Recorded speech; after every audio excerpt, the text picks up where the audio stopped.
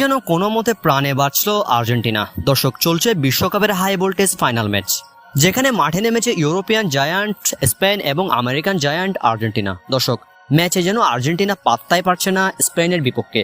বল position, passing, আক্রমণ, shooting সবকিছুতেই আর্জেন্টিনাকে বিপর্যস্ত করছে স্পেন। যেখানে ম্যাচের একেবারে 4 মিনিটের মাথায় আর্জেন্টিনা গোল খেতেই বসেছিল। লামিন ইয়ামালের দুর্দান্ত শট, এমি মার্টিনেজ ঠেকিয়ে দেন দুর্দান্তভাবে। এছাড়া ম্যাচে আরো 2-3টা শট নেয় স্পেন, যে শটগুলো ঠেকিয়ে দিয়েছে আর্জেন্টাইন গোলরক্ষক এমি মার্টিনেজ।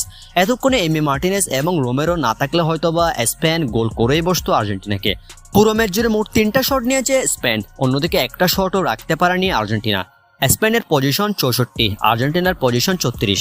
দেখতে পাচ্ছেন কিরকম পিছিয়ে রয়েছে আলবিসেলেস্তারা। ম্যাচে এখনো পর্যন্ত অনেকটাই পিছিয়ে আছে আর্জেন্টিনা। বল পজিশন, আক্রমণ, মাঠের ডমিনেন্স সব জায়গাতেই পিছিয়ে আলবিসেলেস্তারা। দেখা যাক শেষ পর্যন্ত ম্যাচের রেজাল্ট কি হয়। বর্তমানে হাফ টাইমে ম্যাচের রেজাল্ট গোলশূন্য ড্র।